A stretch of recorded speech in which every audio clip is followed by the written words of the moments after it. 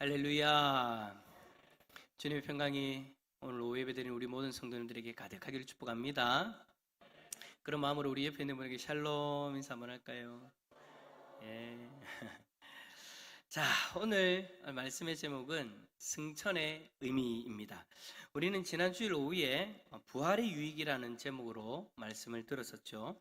먼저 부활이 역사적 사실이다라는 것.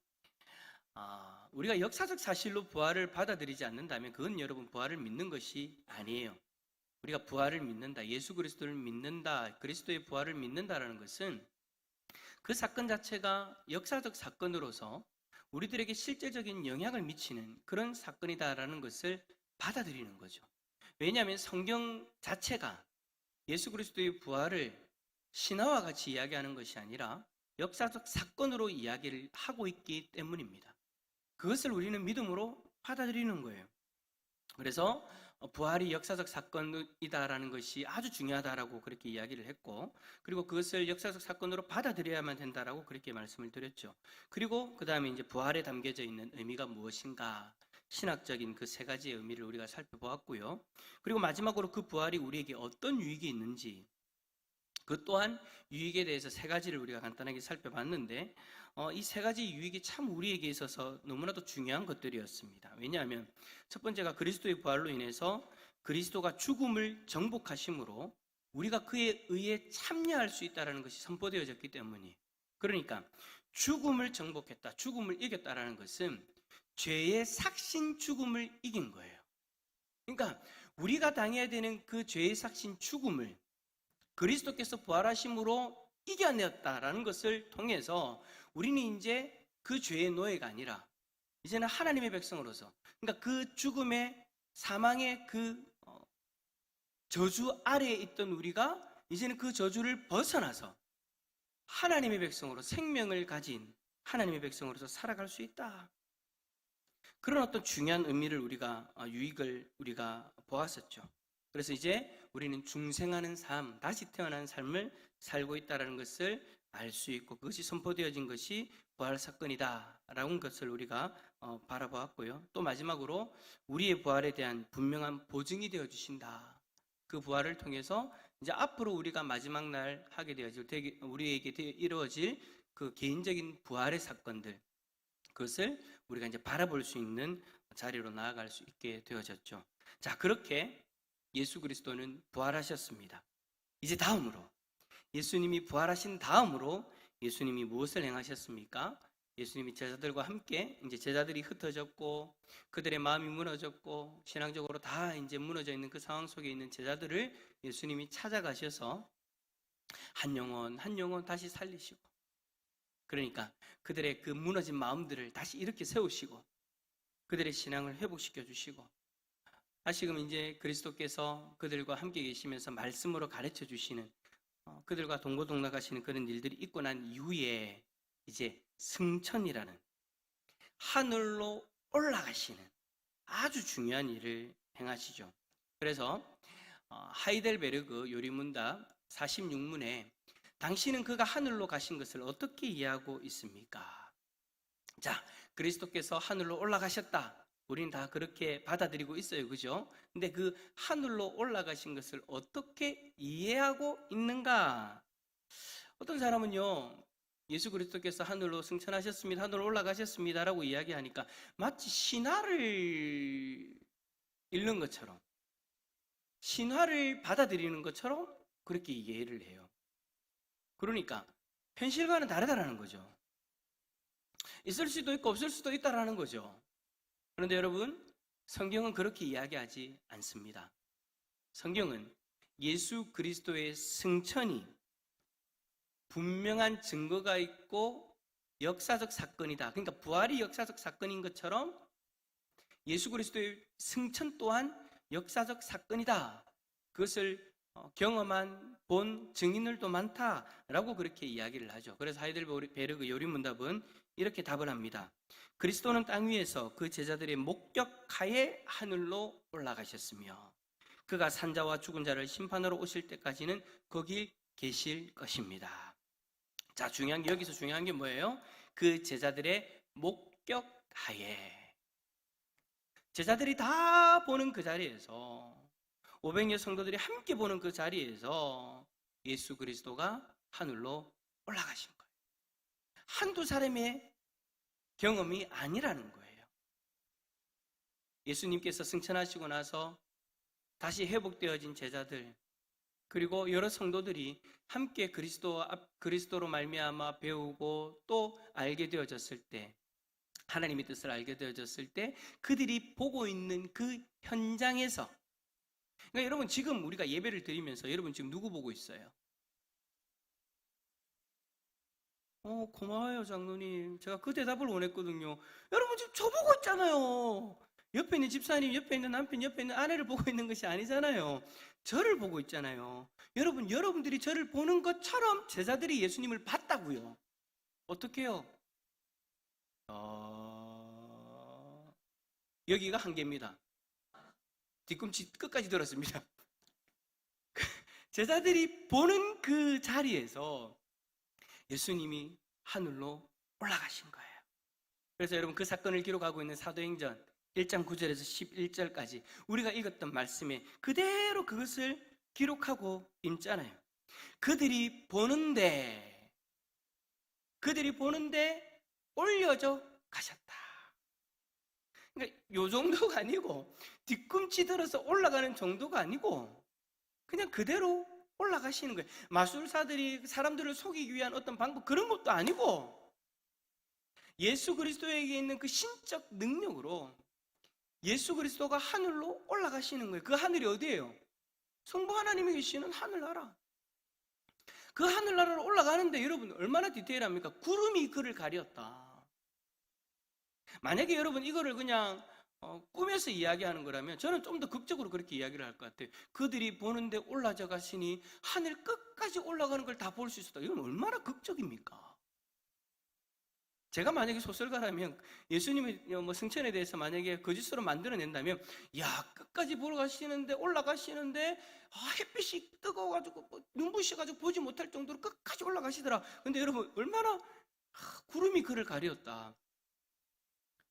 제가 성경을 만약에 이제 소설처럼 적는 사람이라면 구름 치웁니다. 구름 다 치우고 새들이 날아다니는데도 예수님이 쫙 올라가셨고 햇빛에 그 빛이 강한데도 쫙 올라가시더라. 그 모습이 아주 영광스럽더라. 여러분 그렇게 기록하면 여러분 더 극적이고 더 대단해 보이잖아요. 근데 여러분 성경은 그러기 위해서 적혀진 것이 아니죠. 사람들이 그 성경을 볼 때 아주 극적으로 느껴져서 아주 대단하게 보일 정도로, 그게 여러분 성경의 목적이 아니죠. 성경은 여러분 사실, 일어난 그 사실 그대로를 기록해 놓은 것이잖아요. 예수 그리스도가 하늘로 올라가시는데 구름이 그를 가리웠다. 그래서 더 이상 보이지 않게 되더라. 그때 사람들이 와 이게 무슨 일인가 싶겠죠. 금방 있잖아요 여러분. 제가 이렇게 했을 때도요 여러분들이 와 하셨거든요. 내가 다 봤어요. 이렇게 할 때 제가 솔직히 그 이야기할 때 무릎을 살짝 굽혔거든요. 그때부터 이렇게 싹 올라갔거든요. 보세요. 지금도 와 하잖아요. 예수 그리스도가 도무지 인간으로서 할 수 없는 그 일을 행하시는 그 모습을 보면서 사람들이 와 하고 쳐다보고 있는데 흰 옷 입은 두 사람이 그들 곁에 서서, 이 두 사람이 누구예요? 천사를 이야기하는 거예요. 그 천사들이 제자들 옆에 서가지고 사람들 옆에 서가지고 이야기하는 거예요. 갈릴리 사람들아, 어찌하여 서서 하늘만 쳐다보고 있냐?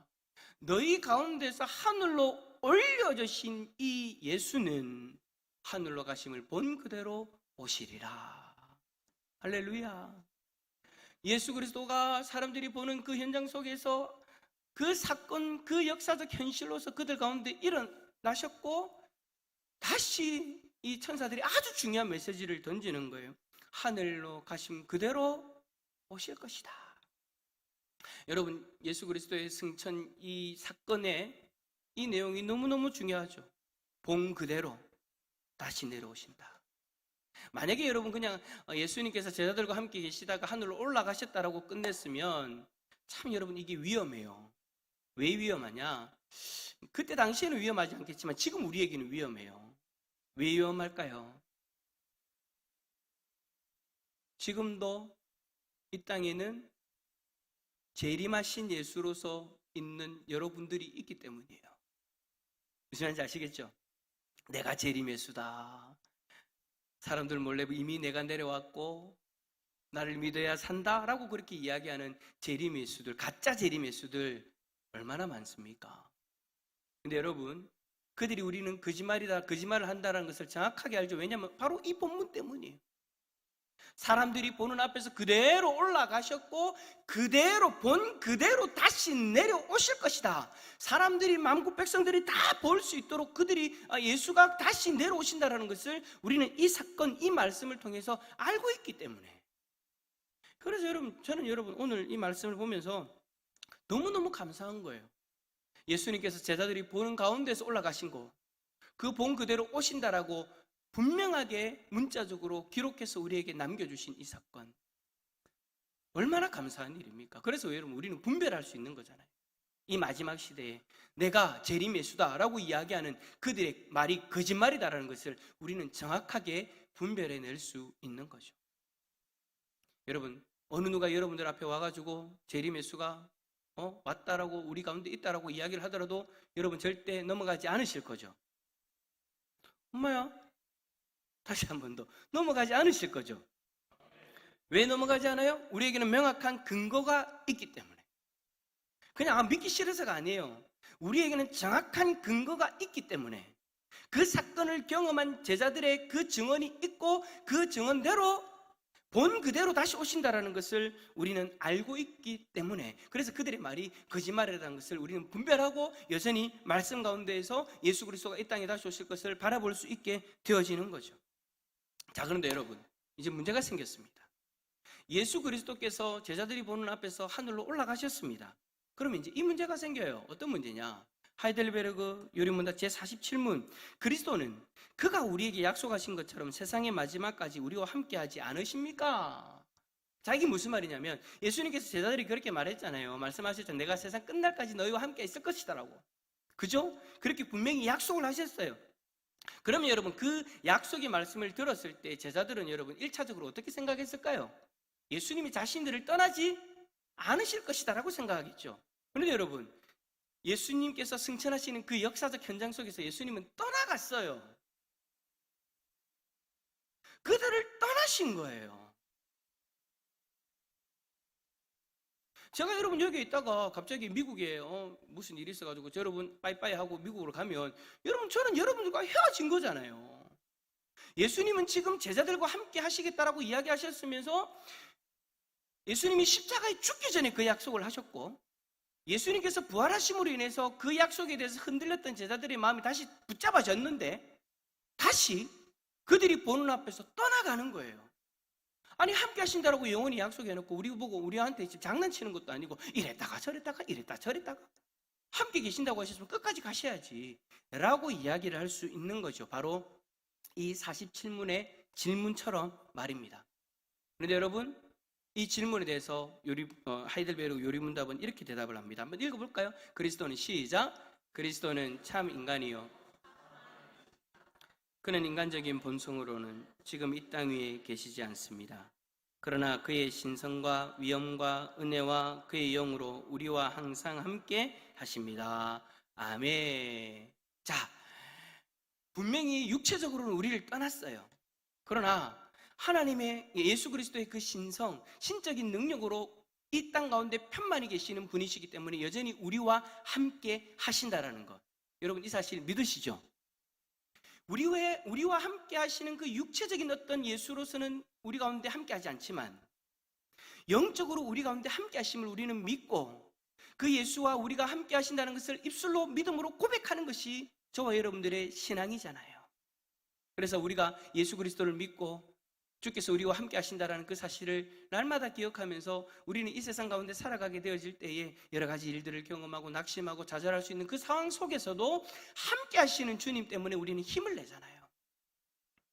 육체적으로는 함께 하지 않지만, 인성의 본성으로는 함께 하지 않지만, 그러나 신성과 위엄과 은혜와 그의 영으로 우리와 함께 하심을 우리는 바라보는 거예요. 그래서 마태복음 28장 20절의 말씀이 분명하게 우리에게 이루어지고 있음을 우리는 고백할 수 있는 거죠. 내가 너희에게 분부한 모든 것을 가르쳐 지키게 하라. 볼지어라 내가 세상 끝날까지 너희와 항상 함께 있으리라 하시니라. 우리와 함께 하시는 그 주님. 그래서 우리가 어떠한 상황에 있다 할지라도 우리를 버리지 아니하시는 그 주님. 내가 과연 너희를 버리지도 아니하겠고 과연 너희를 떠나지도 아니하리라 약속하시는 그 주님. 그 주님이 신실하게 여전히 우리 가운데 함께 하시는 줄 믿습니다. 이미 우리를 육체적으로는 떠나셨지만 영적으로는 우리와 함께 하시면서 우리를 도우시는 그 주님. 우리가 그 주님을 바라볼 수 있어야 되는 거죠. 자, 이제 이렇게 되어지면 이제 또다시 이런 질문을 할 수 있습니다. 마지막 질문이죠. 오늘 마지막 질문 48문에 만일 신성이 있는 모든 곳에서 인성이 함께하지 않는다면 그리스도 안에 있는 두 본성은 이와 같은 방식으로 서로 분리되어 있는 것이 아닙니까? 라고 이야기를 할 수 있죠. 자, 여러분 여기에 대해서 어떻게 생각하십니까? 그리스도의 신성과 인성이 분리되어진다. 여러분 먼저 이것부터 짚어봅시다. 예수님에게 인성과 신성, 그러니까 인성이라는 것은 인간으로서 가지고 있는 그 성품, 그리고 신성이라는 것은 하나님으로서 가지고 있는 그 성품, 예수 그리스도에게 이 인성과 신성이 함께 있다는 것을 여러분 알고 계시죠? 여러분 믿으시죠? 여러분 요거를 안 믿으면요 아주 큰 문제가 생겨져 버려요. 왜냐하면 여러분 일단 첫 번째 신성에 대해서 이야기해 봅시다. 예수 그리스도에게 신성이 없으면요 예수님은 우리의 구원자가 되실 수가 없습니다. 예수님에게 신성, 그러니까 신적인 성품이 없으면, 신적인 능력이 없으면 우리의 구원자가 되실 수 없어요. 왜냐하면 여러분 우리의 죄를 다 짊어지시고 십자가에서 죽으셨을 때 예수님이 자기 죄 때문에 죽었습니까? 우리의 죄 때문에 죽으셨습니까? 우리의 죄 때문에 죽으신 겁니다. 그런데 여러분 만약에 예수님에게 신성이 없다, 그러니까 하나님의 의로움이 없다, 그냥 우리와 똑같은 인간일 뿐이다, 그래서 예수도 죄인이다 라 되어진다면 여러분 예수님은 우리의 죄를 짊어지고 죽으신 것이 아니라 자기의 죄 때문에 죽은 거예요. 그렇게 되어지면 예수님이 우리의 구원자가 되실 수 있나요? 아니요, 자격이 없는 거예요. 왜? 그에게 죄가 있기 때문에. 그러나 예수님에게는 신성이 있어서 예수님은 죄가 없는 분으로서 하나님의 의를 가지고 계신 분으로서 죄와는 구별되어지신 분이죠. 그 예수가 우리의 죄를, 죄 없는 그분이 우리의 죄를 다 짊어지고 십자가에서 자신의 생명을 내어 주셨기 때문에 예수님은 우리의 구원자가 되실 수 있는 거예요. 자, 그럼 반대로 예수님에게는 신성이 있어요.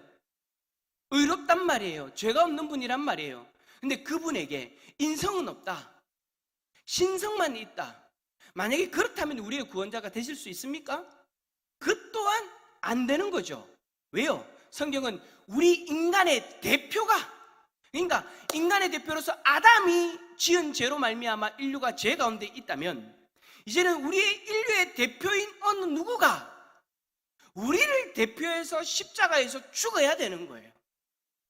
그런데 여러분 예수님이 신성만 있고 인성은 없다, 그러면 우리의 대표가 될 수 없는 거죠. 그래서 여러분 여자의 후손으로 이 땅에 오신 거예요. 인간의 방법으로 똑같은 아담의 죄를 물려받은 그런 모습으로 이 땅에 오신 것이 아니라 똑같은 우리와 같은 인성이지만 성령으로 잉태되셔서 우리와는 다른 죄가 없는 존재로서 이 땅에 오실 수 있었고, 우리와 똑같은 인간의 모습, 똑같은 인간의 성품을 가지고 우리를 대표해서 십자가에서 자신의 생명을 내어주실 수 있었던 거죠. 그 인성과 신성이 함께 있는 분이 예수 그리스도인 거예요. 이것이 여러분 우리하고가 차이예요. 우리는 뭐만 있어요? 또 이렇게 물어봤는데 또 나는 신성만 있어요 하면 큰일 납니다. 그럼 종교 하나가 만들어지는 겁니다. 따라서 합시다. 우리는 인성만 있습니다. 그런데 예수님에게는요, 그 인성에다가, 우리를 대표하는 그 인성에다가 죄 없는 신성이 함께하고 있는 거예요. 인성과 신성을 함께 가지고 계신 분이 우리가 믿는 우리의 구원자 예수 그리스도이신 거죠. 그 예수 그리스도가 하늘로 올라가셨고 그 신적인 능력으로 우리 가운데 편만히 함께하고 계시는 거예요. 그런데 그렇게 함께 신적인 능력으로 함께 하신다고 해서 그 예수님에게 인성이 없느냐? 없다라고 이야기하면 큰일 나요. 왜냐? 자, 여러분 생각해 보세요. 예수 그리스도가 누구의 우편에 앉아 계십니까? 하나님 우편에 앉아 계시는데 그 예수 그리스도가 지금 무엇을 하고 계십니까? 1번 주무신다. 2번 식사를 하신다. 3번 산책을 하신다. 4번 중보하고 계신다. 이 4번은 얘기하지 말걸. 중보하고 계세요. 누구를요? 우리를요. 어떤 자격으로요? 우리의 대표자로서, 우리를 위해 자신의 생명을 내어준 우리의 대표자로서 예수 그리스도가 하나님의 우편에서 우리를 중보하고 계시는 거예요. 무슨 말이냐면 하나님, 저 사람 김옥일 내 핏값으로 산 하나님의 백성입니다. 여러분, 한 사람 한 사람을 예수 그리스도가 우리를 대표자로서 하나님 우편에서 우리를 지금 중보하고 계시는 거예요. 그런데 여러분, 예수님이 하늘로 올라가셨다고 해서 그 인성이 사라졌다. 그럼 여러분 문제가 되는 거죠. 왜? 우리의 대표자로서의 모습이 사라져 버리는가? 그러니까 지금 여러분, 예수님은 하나님 우편에서 이 신성과 인성을 모두 가지고 계신 자로서, 여러분 답을 보시면 이렇게 되어져 있어요. 한번 읽어볼까요? 시작. 결코 그렇지 않습니다. 신성은 불가해하고 어디에나 현존하기 때문에 그 귀한 인성 외부에 있을지라도 그 안에 있어서는 인격적으로 인성과 결합되어져 있습니다. 아멘. 신성은 불가해하고, 그러니까 이해할 수 없다. 신성은 이해할 수 없을 정도로 어디에나 존재하시는 그분이시다. 그러나 그 안에, 그 인성 외부의 신성이 드러난다면 그 신성 안에 뭐가 있다라는 거예요? 인격적으로 인성과 결합되어져서 한 분 예수 그리스도로서, 우리의 대표자로서, 우리의 중보자로서 여전히 존재하고 계신다라는 것을 이야기하고 있는 거예요. 그래서 여러분, 오늘 우리가 오전에 우리의 마음이 약해졌을 때 우리의 피난처 되시는 주님 앞으로 나아갑시다. 그러면 주님이 우리의 마음을 아시고 주께서 우리의 마음을 헤아리시고 우리를 회복시켜 주실 것입니다 라고 이야기했는데, 그 인성이 여전히 그리스도 안에 있기 때문에 이게 가능한 거예요. 무슨 말이냐? 예수님께서 이 땅에서 인성을 가지시고 경험하셨던, 우리가 경험하는 그 수많은 일들, 그것으로 인해서 마음이 무너지고 아프고 슬프고 힘든 그 모든 것들을 예수 그리스도께서 인성을 가지고 경험하셨기 때문에 지금도 인성을 가지신 예수 그리스도가 우리의 그 마음을 이해하신다라는 거예요. 헤아리신다라는 거예요. 잘 알고 계신다라는 거예요. 그래서 우리는 지금도 우리에게 마음에 그런 문제가 있을 때 주님 앞으로 나아갈 수 있는 거죠. 그래서 여러분, 골로새서 2장 9절에 이렇게 말씀합니다. 그 안에는 신성의 모든 충만이 육체로 가시고. 이 말이 무슨 말이에요? 그리스도의 신성과 그리스도의 인성이 하나 된 모습으로 예수님은 여전히 우리 가운데 함께 하십니다. 그분이 바로 우리가 믿는 예수 그리스도이십니다. 그분이 제자들이 보는 앞에서 승천하셨고, 그분이 지금도 우리와 함께 하십니다. 그러므로 여러분, 승천하셔서 하나님 우편에서 우리를 중보하고 계신 예수 그리스도를 바라보고 오늘 오전의 말씀처럼 여전히 인성을 가지고 우리 가운데 함께 하시는 하나님, 그리고 신성을 가지고 불가해하는, 그러니까 이해할 수 없는 그 능력과 그 존귀함으로 우리 가운데 함께 하시는 그 주님을 바라보면서 그 주님을 의지하고 그 주님과 함께 동행하면 되는 거예요. 누가요? 따라서 합시다. 손가락 하나. 내가요. 따라서 합시다. 내가요. 옆에 있는 사람에게 당신이요.